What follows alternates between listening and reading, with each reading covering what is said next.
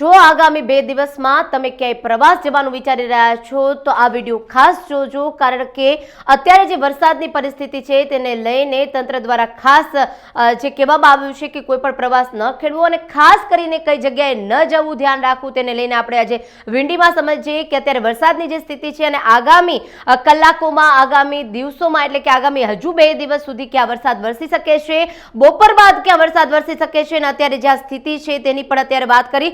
અત્યારે આપણે જોઈ રહ્યા છો જે અત્યારે વિંડી બતાવી રહી છે વડોદરામાં। અત્યારે વડોદરામાં ખાસ વરસાદ વરસી રહ્યો છે, સવારથી ધોધમાર વરસાદ વરસી રહ્યો છે। ત્યારબાદ ધીમે ધીમે આપણે આગળ જઈએ તો સુરત વાપીની જે સ્થિતિ છે ત્યાં પણ અત્યારે દક્ષિણ ગુજરાતમાં વરસાદની આગાહી જે રીતે હવામાન દ્વારા કરવામાં આવી હતી, નિષ્ણાંતો દ્વારા જે રીતે કરવામાં આવી હતી, ત્યાં પણ વરસાદની સ્થિતિ છે। આ જે સ્થિતિ છે અત્યારે તમને બપોરની સ્થિતિ બતાવી રહ્યું છે કે આગામી બપોર બાદ જે છે બપોર સુધીમાં ક્યાં વરસાદ પડી શકે છે અને કઈ જગ્યાએ અત્યારે હવામાન છે તેને લઈને આપણે વાત કરી રહ્યા છીએ। જો બપોર બાદ આપણે આગળ વાત કરીએ તો 4 થી 5 કે 6-7 વાગ્યા સુધીની જે સ્થિતિ છે તેમાં સુરત આપ જોઈ રહ્યા છો અત્યારે જો આ પિંક જે કલર દેખાઈ રહ્યો છે તે સુરતને વરસાદ ગમરોળશે તે સ્પષ્ટપણે દેખાઈ રહ્યું છે। અત્યારે સ્થિતિ છે વાપીમાં પણ ધોધમાર વરસાદ વરસી શકે છે અને અત્યારે વડોદરામાં આજે આ પિંક આપ જોઈ રહ્યા છો તે દેખાઈ રહ્યું છે કે વડોદરામાં અત્યારે જે સ્થિતિ છે વરસાદની તે દેખાઈ રહી છે। અને ખાસ કરીને આપણે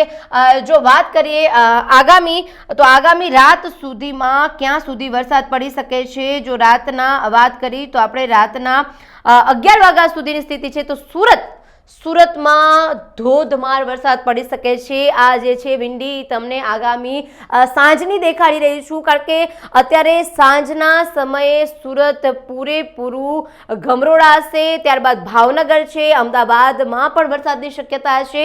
અત્યારે પણ અમદાવાદમાં વાદળ દેખાઈ રહ્યા છે, વરસાદની સ્થિતિ જે છે તે ધીમે ધીમે આગળ આપણે જોઈ શકીએ છીએ। ભાવનગરમાં પણ વરસાદની આગાહી છે।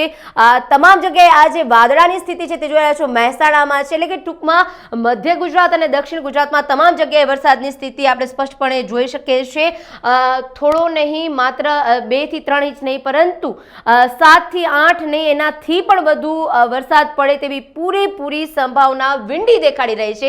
પરંતુ મોસમ વિભાગ છે તેમાં શક્યતા એટલા માટે કહેવામાં આવે છે કે મોસમની દિશા છે તે ગમે તે સમયે ફરી શકે છે, પરંતુ અત્યારની જે સ્થિતિ છે તે વિંડી સ્પષ્ટપણે દેખાડી રહી છે કે આગામી સાંજે, એટલે કે રાતના ભાગમાં સુરતમાં ભયંકર વરસાદ પડવાની સ્થિતિ છે। હવે આગળ વાત કરીએ આપણે, આગળ જે આપણને હવામાન વિભાગ દ્વારા જે વાત કરવામાં આવી છે આગામી આવતીકાલની, એટલે કે આવતીકાલે 1 તારીખ છે અને 1 તારીખે શું સ્થિતિ રહેશે વરસાદની તે પણ આપણે સમજીએ। હવે જો આ જે સ્થિતિ છે તેના પર આપણે નજર કરીએ તો અમદાવાદમાં આવતીકાલે ભારે વરસાદની આગાહી છે। ભાવનગરમાં, રાજકોટમાં જોઈ શકો છો, મોરબીમાં જોઈ શકો છો, રાપરમાં, ભુજમાં, એટલે કે સૌરાષ્ટ્ર કચ્છમાં પણ ભારે વરસાદ પડી શકે છે।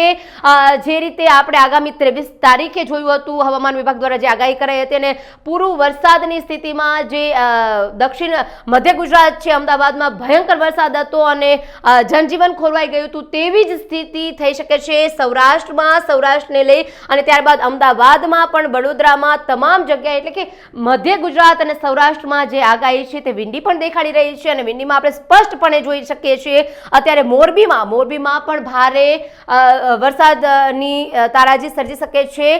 રાજકોટમાં પણ વધારે વરસાદ પડી શકે છે, જૂનાગઢમાં પણ વરસાદ, જામનગરમાં, પોરબંદરમાં, ભુજમાં, એટલે કે સૌરાષ્ટ્ર કચ્છમાં ભારે વરસાદની આવતીકાલે આગાહી છે। ત્યારબાદ એટલે કે આપણે આવતીકાલની જે સાંજ છે તે કેવી રહેશે તેના પર પણ નજર કરીએ। આવતીકાલે સાંજ સુધીમાં ક્યાં ક્યાં વરસાદ વરસી શકે છે તે જોઈએ તો જો મહેસાણા, એટલે કે મધ્ય ગુજરાતમાં આવતીકાલે સાંજે ફરી ગમરોળશે। જી હા, અમદાવાદમાં પણ ભયંકર સ્થિતિ બતાવી રહ્યા છે। અમદાવાદમાં પણ આવતીકાલે વરસાદ વરસી શકે છે અને જે રીતે આગાહી કરવામાં આવી છે તેને લઈને તંત્રની સૂચના પ્રમાણેનું ખાસ પાલન કરવું જોઈએ, કારણ કે અત્યારે ક્યાંય પણ નીકળવું હિતાવહ નથી, તેના માટે ખાસ તંત્ર એલર્ટ છે। તમામ શાળાઓમાં રજા પણ આપી દીધી છે। અમદાવાદ હોય કે વડોદરા હોય, તમામ જગ્યાએ ડીઈઓ દ્વારા જે શાળામાં રજા આપી દીધી છે સાવચેતી રાખીને, અને તેને લઈને લોકોએ પ્રવાસ પણ ટાળવો જોઈએ તેવું પણ કહી રહ્યા છે, કારણ કે અત્યારે જે હવામાનની સ્થિતિ છે તે ખાસ કરીને હાઈવે પર ખાસ એલર્ટ આપવામાં આવ્યું છે। તમામ જગ્યાએ પાણી ભરાઈ જવાની શક્યતા છે। હવે ત્યારબાદ વાત કરીએ આગામી 2 તારીખની એટલે કે રવિવારે સવારની શું સ્થિતિ રહેશે? રવિવારની સવારની સ્થિતિ આપ જોઈ રહ્યા છો. રવિવારે સૌરાષ્ટ્ર કચ્છમાં વધારે આગાહી કરવામાં આવી છે. ત્યારબાદ અમદાવાદમાં પણ રવિવારે ધોધમાર વરસાદ પડી શકે છે. એટલે કે જે 1, 2 અને 3 તારીખ આપવામાં આવી છે તમામ જગ્યાએ અત્યારે વરસાદની સ્થિતિ ધોધમાર પડી શકે તેવું દેખાઈ રહ્યું છે. આ મીંડી દ્વારા આપ જોઈ રહ્યા છો સૌરાષ્ટ્ર કચ્છમાં પણ વાદળ ઘેરાયેલા રહેશે અને વરસાદની શક્યતા છે. અમદાવાદમાં સતત 3 દિવસ વરસાદ પડી શકે છે.